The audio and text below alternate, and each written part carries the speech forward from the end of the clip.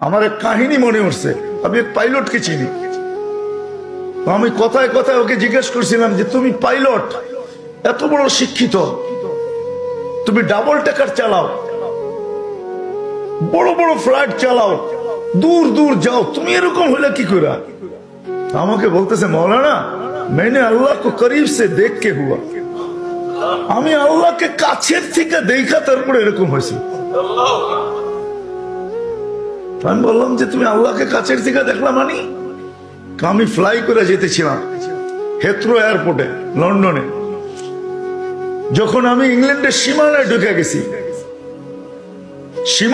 গেছি, হেথ্রোতে আমি ল্যান্ডিং করব, সীমানায় যখন ঢুকে গেছি তো আমি বটনে পুশ করে চেকিং করে, এর আগে চেক করে যে সবকিছু ওকে আছে কিনা। তো আমি বটন চেক করতে যেয়ে দেখি আমার চাক্কা নামবে না, কিন্তু আমার কাছে ফুয়েলও নেই যে আমি ফেরত যাব, কারণ আমি 9 ঘন্টা ফ্লাই করে আসছি, 18 ঘন্টার ফুয়েল আমার কাছে নাই।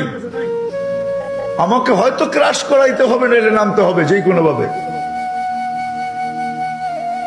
বলে আমি হেথ্রো টাওয়ারের সাথে যোগাযোগ করছি যে আমার এই অবস্থা, কি করবে করো, আমার কাছে ফুয়েল নাই, আমাকে হয়তো ক্রাশ হইতে হবে, নাহলে কোনো ব্যবস্থা হইতে হবে যে আমি ল্যান্ড করতে পারি।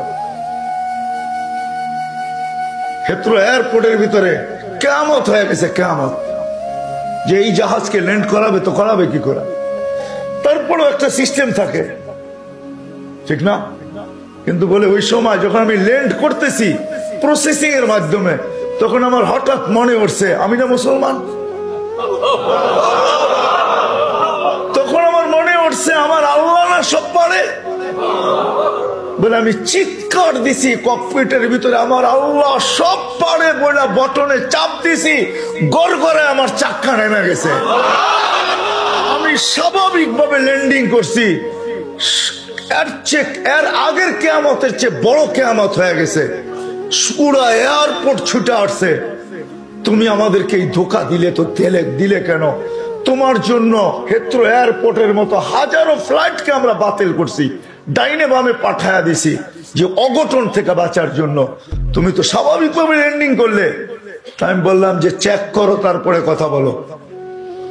তো ওরা যখন চেক করছে, চেক করার পরে দেখছে এই চাক্কা নামলো, তো নামলো করে, তোর সব সিস্টেম তো ফেল, এটা কি করে নামলো?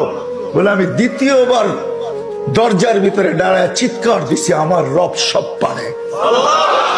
তখন আমি এয়ারলাইন্স এর মালিককে, এয়ারলাইন্স চালাদেরকে চাবি বুঝাইয়া দিছি, লও তোমাদের চাবি, 4 মাস পরে চাবি আমি হাতে নিব, যদি দেও, এর আগে নিব না।